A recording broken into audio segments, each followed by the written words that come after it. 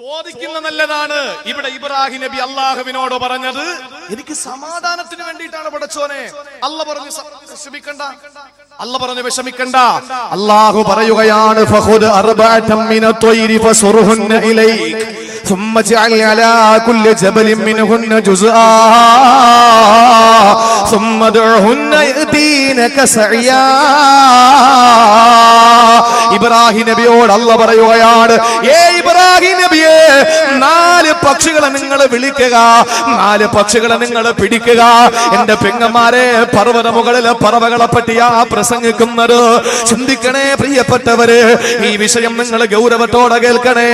അല്ലാഹു ഇബ്രാഹിം നബിയോട് പറയുന്നു, ഇബ്രാഹിം നബിയേ, ഫഖുദ് അർബഅതൻ മിന ത്വയ്രി ഫസുർഹുന്ന ഇലൈക. 4 പക്ഷികളെ നിങ്ങൾ വിളിക്കുമോ? ആ പക്ഷികളെ നിങ്ങളുമായിട്ടൊന്ന് ഇണങ്ങിച്ചേരട്ടെ. അള്ളാന്റെ വാക്കത്ര ഗൗരവമുള്ളതാണ്. ആ 4 പക്ഷികളെ നിങ്ങളുമായിട്ട് മാനസിക അടുപ്പം വരട്ടെ, നിങ്ങളുമായിട്ടൊന്ന് ഇഴകിച്ചേരട്ടെ, ഒന്ന് ഇണങ്ങിച്ചേരട്ടെ.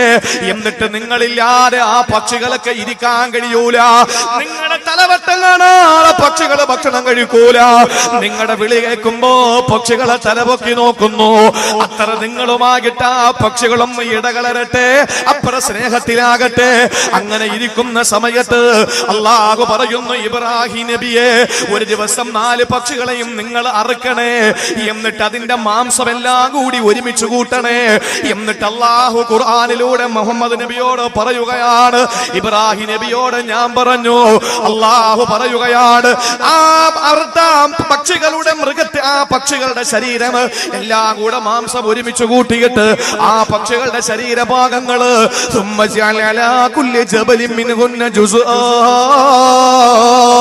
പരസ്പരം നിങ്ങൾ കൂട്ടിക്കലട്ടിയിട്ട് ഏതാണെന്ന് തിരിച്ചറിയാൻ കഴിയാത്ത അവസ്ഥയിൽ 4 പക്ഷികളെ പിടിച്ചുകൊണ്ട് നിങ്ങൾ അറുത്ത് അതിന്റെ മാംസം ഇളക്കി മറിച്ചിട്ട് 4 പർവ്വതത്തിന്റെ മുകളിൽ കൊണ്ടുവെക്ക്, 4 മലമുകളിൽ കൊണ്ട് നിങ്ങൾ വെക്ക്. എന്നിട്ട് നിങ്ങൾ താഴെ വരിക. എന്നിട്ട് നിങ്ങൾ അറുത്ത 4 ഭാഗത്ത് 4 പർവ്വതത്തിന്റെ മുകളിൽ കൊണ്ടുവച്ച നിങ്ങൾ അറുത്ത നിങ്ങളുടെ പക്ഷിക്കൂട്ടങ്ങളില്ലേ, ആ പക്ഷിക്കൂട്ടങ്ങളെ ഒന്ന് വിളിച്ചു നോക്ക്. അല്ലാഹുവിന്റെ ഖുർആൻ പറയുന്നു, സുമ്മദ്ഉഹുന്ന യതീനക സഅയോ. ഒന്ന് വിളിച്ചു നോക്ക്, അത് പാറി പാറി നിങ്ങളുടെ മുമ്പിൽ വരുമെന്നാണ്. സഹോദരങ്ങളെ, അല്ലാഹു ലൈവായി കാണിച്ചു കൊടുക്കുകയാണ്. കാരണം ഇബ്രാഹിം നബി റബ്ബിന്റെ ഖലീലോ, അല്ലാഹുവിന്റെ ഖലീലോ, അല്ലാഹുവിന്റെ കൂട്ടുകാരനാണ്. സർവ്വസമം റബ്ബിന് വേണ്ടി ഇബ്രാഹിം നബി സമർപ്പിച്ചപ്പോ അല്ലാഹു ഇബ്രാഹിം നബിക്ക് ലൈവായി കാണിച്ചു കൊടുക്കുകയാണ്. ഒരു പ്രൊജക്ടറിലൂടെ കാണും പോലെ അല്ലാഹു നേരിട്ടങ്ങ് കാണിച്ചു കൊടുക്കുകയാണ്. ഇബ്രാഹിം നബി 4 പക്ഷികളെ പിടിച്ചു, അതിന് മാനസികമായിട്ടൊന്ന് ഇണക്കി ചേർത്തു. എന്നിട്ട് അതിനെ അറുത്തു. എന്നിട്ട് അതിന്റെ മാംസം ഇളക്കി മറിച്ചു. എന്നിട്ട് 4 പർവ്വതത്തിന്റെ മുകളിൽ വെച്ചു. എന്നിട്ട് താഴെ വന്നു. എന്നിട്ട് പക്ഷികളെ വിളിച്ചു, അല്ലാഹുവേ, മരിച്ചുപോയ ജീവികൾ എങ്ങനാ വരുന്നതെന്ന് ഇബ്രാഹിം നബി നേരിട്ട് കാണുകയാണ്. സഹോദരങ്ങളെ, ഇവിടെ ചിന്തിക്കേണ്ട വിഷയം എന്താണ്? അല്ലാഹുവിന്റെ പരിശുദ്ധമായ ഖുർആൻ ഇബ്രാഹിം നബിയോട് പറഞ്ഞതെന്താണ്? ഇബ്രാഹിം നബിയോട് പറഞ്ഞ കാര്യം ഖുർആൻ നമ്മളോട് പറഞ്ഞത്. ഇബ്രാഹിം നബിയോട് അല്ലാഹു പറഞ്ഞത്, ഈ പുനരുജ്ജീവനത്തിന്റെ പുനരുദ്ധാരണത്തിന്റെ ഏറ്റവും വലിയ തെളിവായി അല്ലാഹു ചെയ്യാൻ പറഞ്ഞത് 4 പക്ഷികളെ പിടിക്കാനാണ്. 4 പക്ഷികളെ പിടിച്ചാൽ മാത്രം പോരാ, മറിച്ച് ആ പക്ഷികളെ നിങ്ങളൊന്ന് ശ്രദ്ധിക്കുമോ? ആദ്യമായിട്ട് അല്ലാഹു പറഞ്ഞത് 4 പക്ഷികളെ പിടിച്ചിട്ട് നിങ്ങൾ അറുക്കാനല്ല. പിന്നെന്താ പറഞ്ഞത്? അതുമായിട്ടൊന്ന് മാനസികമായിട്ട് ഒന്ന് ഇണങ്ങിച്ചേരട്ടെ. നമ്മളിപ്പോ ഉളുഹിയ അറുക്കാറുണ്ട്. ഇവിടെ ഉളുഹിയ ഇല്ലേ? നല്ലതുപോലെ ഉളുഹിയ അറുത്തു കൊടുക്കും. അത് ആരറക്കണ്ടെന്ന് പറഞ്ഞാലും നമ്മൾ അറക്കും. അത് കാരണം എന്താണ്? നമുക്ക് അത് വളരെ പുണ്യമാണ് എന്ന് നമ്മുടെ പ്രവാചകൻ പഠിപ്പിച്ച കാര്യമാണ്, അള്ളാഹുവിന്റെ റസൂല് പഠിപ്പിച്ചതാണ്. ഉളുഹിയ കർമ്മം നിർവഹിക്കുമ്പോൾ നമ്മൾ അങ്ങനെ ചെയ്യുന്നത് നമ്മൾ ഇവിടുത്തെ അവസ്ഥ എനിക്കറിയില്ല, പൊതുവേ ഉള്ള സ്ഥലങ്ങളിൽ ചെയ്യുന്ന എങ്ങനെയാണെന്ന് ഞാൻ പറഞ്ഞുതരാം. കമ്പോളത്തിൽ ചെല്ലും, ഒരു മൃഗത്തെ വാങ്ങും. ഉളുഹിയ അറുക്കുന്നതിന്റെ ഏതാനും ദിവസങ്ങൾക്ക് മുമ്പ് ഒരു കമ്പോളത്തിൽ ചെല്ലും. ആ കമ്പോളത്തിൽ ചെന്നിട്ട് ഒരു മൃഗത്തെ വാങ്ങും. ആ മൃഗത്തെ വാങ്ങിയിട്ട് കൊണ്ടുവന്ന് പെരുന്നാൾ ദിവസത്തിന്റെ പകലിൽ അങ്ങ് അറുക്കും. നമുക്കെന്ത് വേദന അത് അറുത്ത് കൊടുക്കുമ്പോ, നമുക്കെന്ത് സങ്കടം അല്ലേ? അറുത്ത് കൊടുത്തിട്ട് ഒരു 1/2 കിലോ അല്ലെങ്കിൽ 2 കിലോ ആർക്കെങ്കിലും ഹദിയ കൊടുക്കും. ഇവിടത്തെ കാര്യമല്ല, പൊതുവെ ഞാൻ പറയാൻ. എന്നിട്ട് ബാക്കി എല്ലാം കൂടെ കൊണ്ടുവന്ന് ഫ്രിഡ്ജിനകത്ത് തള്ളിക്കയറ്റി വെക്കും. കാരണം എന്താ? ഞാൻ ഉളുഹിയ കൊടുത്തു എന്ന് പറയാൻ വേണ്ടിയിട്ട്. ഇപ്പോഴും ഈ വലിയ പെരുന്നാളിന് കിട്ടിയ ഉളുഹിയയുടെ ഷെയർ ഇറച്ചി തീരാത്ത വീടുകൾ ഇപ്പോഴും ഉണ്ട്. ഈ ഏതാനും നാളുകൾക്ക് മുമ്പ് ഒരു വീട്ടിൽ ചെന്നപ്പോൾ ഇറച്ചി കൊണ്ടുവച്ചു, പൊരിച്ച ഇറച്ചി, ബീഫ് പൊരിച്ചിട്ട് കൊണ്ടുവച്ചു, ഫ്രൈ. ഞാൻ പറഞ്ഞു ഞാൻ കഴിക്കാറില്ല, ഞാനിപ്പോ കുറച്ചേ കഴിക്കൂ. അപ്പൊ എന്ന് പറഞ്ഞവൻ പറഞ്ഞു, ഞാൻ ചോദിച്ചത് ഇതിപ്പോ എവിടെ നിന്ന് കിട്ടി? അത് കഴിഞ്ഞ ഉളുഹിയക്ക് ഇരുന്ന സാധനമാണ്. കാരണം തീരുന്നില്ല. കുറെ ഫ്രിഡ്ജിനകത്ത് വെച്ചിട്ട് ബാക്കി കവറിൽ കെട്ടിയിട്ട് കിണറ്റിനകത്ത് ഇറക്കിയിട്ടിരിക്കുകയാണ്. കാരണം എന്താണ്? ഇല്ലാതായി പോകാതിരിക്കാൻ. പാവങ്ങൾക്ക് കൊടുക്കും, അത് കൊടുക്കൂല. ഷെയർ എന്ന് പറഞ്ഞിട്ട് അത് കൊണ്ടുപോവുകയാണ്. എന്ത് വേദനയാണ് നമുക്ക് ഉളുഹിയ മൃഗത്തെ ഇറക്കുമ്പോൾ ഉണ്ടാവുക. എന്താ ചെയ്യേണ്ടത് യഥാർത്ഥത്തില്? നീ ഒരു മൃഗത്തെ വാങ്ങി വീട്ടിൽ നിർത്ത്, എന്നിട്ട് നീ അതിനെ കുളിപ്പിക്കും, എന്നിട്ട് നീയുമായിട്ട് അത് നല്ല മാനസിക പൊരുത്തം വരട്ടെ. നിന്നെ കാണുമ്പോ അത് വിളിക്കട്ടെ. അതിന് വെള്ളം കുടിക്കണം തോന്നുമ്പോ ആര് കൊടുത്താലും കുടിക്കില്ല, നീ കൊടുത്താലേ കുടിക്കൂ. നിങ്ങൾ കണ്ടിട്ടില്ലേ, ചില സഹോദരിമാർക്ക് ഭർത്താവ് മരിച്ചാലും സങ്കടമൊന്നും വരൂല, പക്ഷേ വീട്ടിലെ മുട്ടയിടുന്ന കോഴി ചത്തുപോയ സങ്കടമാണ്. കാരണം എന്താണ്? അതുമായിട്ട് അത്ര അടുപ്പത്തിലാണ്. ചില വീടുകളിൽ പൂച്ചക്കുട്ടികളുമായിട്ട് ചില സഹോദരിമാർക്ക് വലിയ ചങ്ങാത്തമാണ്. ആ പൂച്ചക്കുട്ടി ചത്തുപോയാൽ പിന്നെ 10 കൊല്ലത്തേക്ക് ഭക്ഷണം കഴിക്കൂല. ഇത് ചിലരുടെ ഒരു സ്വഭാവമാണ്. ഇബ്രാഹിം നബിയോട് അള്ളാഹ് പറഞ്ഞത് എന്താണ്? നിങ്ങൾ കുറച്ച് ഈ 4 പക്ഷികളുമായിട്ട് ഒരു അടുപ്പുണ്ടാക്കി, എന്നിട്ട് ഉളുഹിയ ചെയ്യേണ്ടത് അങ്ങനെയാണ്. നമ്മളൊരു മൃഗത്തെ വാങ്ങി വീട്ടിൽ നിർത്തി ഭക്ഷണം കൊടുത്ത് വെള്ളം കൊടുത്ത് കുളിപ്പിച്ച് കാണുമ്പോ തക്ബീർ ചൊല്ലി തഴുകി തലോടി അതിനെ നല്ലതുപോലെ ബഹുമാനിച്ച് അള്ളാഹുവിന് വേണ്ടി കൊടുക്കാനുള്ള സാധനമാണ്. അതിനെ ബഹുമാനിച്ച് ഒരു ദിവസം ഉളുഹിയ ദിവസത്തിന്റെ അന്ന് നിങ്ങൾ കൊണ്ടുപോയി അതിനെ അറുക്കുമ്പോൾ, ആ അറുക്കുന്ന മൃഗം പിടയ്ക്കുമ്പോൾ നിങ്ങളുടെ ഹൃദയം പിടയ്ക്കണം. ആ മൃഗത്തിൽ നിന്ന് ഒരു തുള്ളി രക്തം നിലത്ത് വീഴുമ്പോൾ നിങ്ങളുടെ കവിൾത്തടത്തിലൂടെ കണ്ണുനീർ തുള്ളികൾ ചാലിട്ടൊഴുകണം. കാരണം എന്താണ്? ഇന്നലെ വരെ ഞാൻ വെള്ളം കൊടുത്ത എന്റെ മൃഗമാണ്. ഇന്നലെ വരെ എന്നെ കാണുമ്പോൾ തലപൊക്കിയിട്ട് വാലാട്ടിയിട്ട് എന്നെ കരഞ്ഞു പോയ എന്റെ മൃഗമാണ്. ആ മൃഗത്തിന് ഞാൻ വെള്ളം കൊടുത്തു, ആ മൃഗത്തിന് ഞാൻ ഭക്ഷണം കൊടുത്തു. എന്റെ തലവെട്ടം കാണുമ്പോൾ എന്നെ മാടി വിളിച്ച എന്റെ മൃഗമാണ്. ഇപ്പൊ ഇതാ അറുക്കാൻ പോകുന്നു. അപ്പോഴാണ് മനസ്സിനകത്തൊരു നൊമ്പരം വരിക. ഇബ്രാഹിം നബി ഇസ്മായിൽ നബി അറുത്ത് കൊടുത്തതുപോലുള്ള വേദന വരിക. ഇതങ്ങോട്ട് ചന്തയിൽ പോയി, ഒരു മാർക്കറ്റിൽ പോയി മൂരിയെ വാങ്ങിക്കൊണ്ടുവന്ന്, ഒരു മൃഗത്തെ വാങ്ങിക്കൊണ്ടുവന്ന് പിറ്റേ ദിവസം അങ്ങോട്ട് അറുത്ത് കൊടുത്തിട്ട് പറയുന്നു ഞാൻ ഉളുഹിയ ചെയ്തു എന്ന് പറഞ്ഞിട്ട് ബാക്കി എല്ലാം എടുത്ത് വീട്ടിൽ കൊണ്ടുപോയിക്ക. എന്ത് ഉളുഹിയ? ഇതൊന്നും ഉളുഹിയ ആവൂല. കുറെ കാര്യങ്ങൾ പഠിക്കാനാണ്. അള്ളാഹു തൗഫീക്ക് നൽകി അനുഗ്രഹിക്കുമാറാവട്ടെ. ഒരുപാട് കാര്യങ്ങൾ നമുക്കൊന്നും പഠിക്കാറില്ല. മദ്രസയിൽ പഠിക്കുമ്പോൾ മാത്രം നിസ്കരിക്കാൻ പള്ളിയിൽ കയറിയ ഒരു പയ്യൻ വളർന്നു വന്നു. അവന്റെ വാപ്പ മരിച്ചപ്പോ പള്ളിയിൽ വന്നു മൈദ നിസ്കരിക്കാൻ. അങ്ങനെ നിസ്കാരം കഴിഞ്ഞ് പുറത്തിറങ്ങിയിട്ട് കൂട്ടുകാരോട് ചോദിച്ചു, അല്ലളിയാ പണ്ടൊക്കെ ഈ നിസ്കരിക്കുമ്പോ നിൽക്കുകയും കുനിയുകയും ഇരിക്കുകയും ചെയ്യുമായിരുന്നല്ലോ, ഇപ്പൊ അതൊന്നും ഇല്ലേ? എന്നാലോചിച്ച് നോക്കി. പണ്ട് മദ്രസയെ പഠിപ്പിച്ചപ്പോഴ് നിസ്കരിച്ച ഒരാളാണ്. പിന്നെ അവൻ പള്ളി കയറിയിട്ടില്ല. പിന്നെ അവൻ കയറുന്നത് വാപ്പാടെ മയ്യത്ത് കൊണ്ട് വെച്ചപ്പോഴാണ്. അവിടെ കയറി പുറത്തു നിന്നു, പുറകിൽ നിന്ന് കൈകെട്ടി ഇമാമ നിസ്കരിച്ചു. ആരാ നിൽക്കുന്നത്? നിങ്ങളങ്ങ് നിന്നാ മതി, ഞാൻ പഠിച്ചിട്ടൊന്നുമില്ല. ഇമാമ നിസ്കരിച്ചു. പുറകിൽ നിന്ന് നിസ്കരിച്ച സഹോദരൻ അടക്കം കഴിഞ്ഞിട്ട് കൂട്ടുകാരൻ്റെ അടുത്ത് ചോദിച്ചു, അല്ല പണ്ടൊക്കെ ഈ നിസ്കരിക്കുമ്പം കുനിയേൻ ഇരിക്കുകയൊക്കെ ചെയ്യുമായിരുന്നല്ലോ, ഇപ്പൊ അതൊന്നും ഇല്ലേ? കാരണം എന്താ?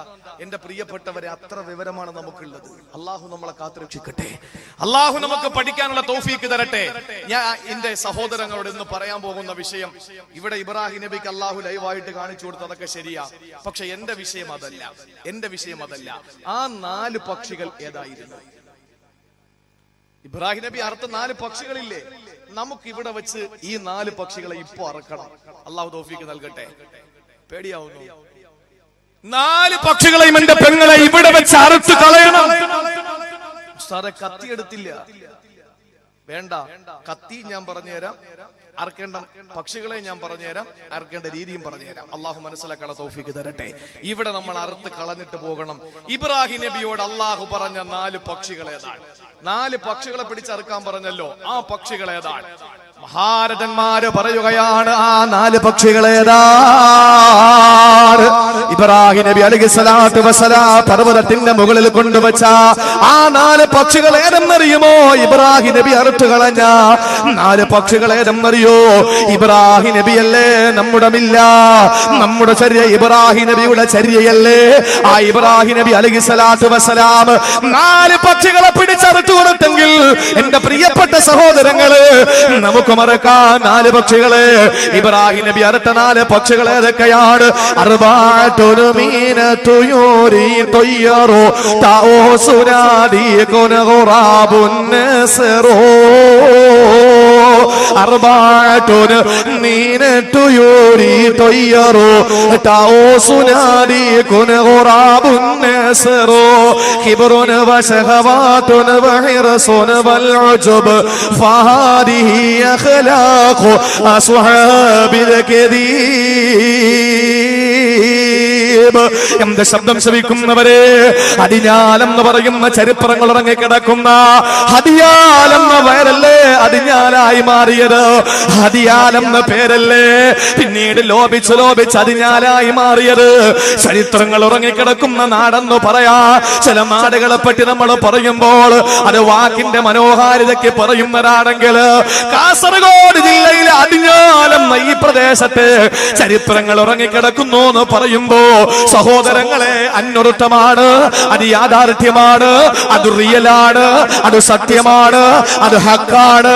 ഇവിടെ ചരിത്രങ്ങൾ ഇറങ്ങിക്കിടക്കുകയാണ്. നിങ്ങൾക്കറിയുമല്ലോ, ചരിത്രങ്ങൾ ഇറങ്ങിക്കിടക്കുന്ന അടിഞ്ഞാലം എന്ന പ്രദേശത്താണ് ഞാൻ നിങ്ങളോട് പ്രസംഗിക്കുന്നത്. പ്രിയപ്പെട്ടവരെ, 4 പക്ഷികൾ ഏതെന്നറിയുമോ? 4 പക്ഷികൾ ഏതെന്നറിയോ? അർബഅത്തുൻ മീനതു യൂരി തയ്യറു തൗസുനാദി കുനഗുറാബുൻ നസറു. 4 പക്ഷികളെയാണ് ഇബ്രാഹിം നബി അറുത്തു കൊടുത്തത്. 7 പക്ഷികളെന്നറിയോ? ഒന്ന് താഊസ്, അത് മയിലാണ്. മയിലിനെയാണ് ഇബ്രാഹിം നബി അറുത്തത്. മറക്കല്ലേ മറക്കല്ലേ. രണ്ടാമത്തതോ ദീക്കുന്, കോഴിയാണ്. മൂന്നാമത്തത് ഖുറാബുന്, കാക്കയാണ്. നാലാമത്തെ നസറുന്, പരുന്താണ്. ഈ 4 പക്ഷിയാണ് ഇബ്രാഹിം നബി അറുത്തു കൊടുത്തത്.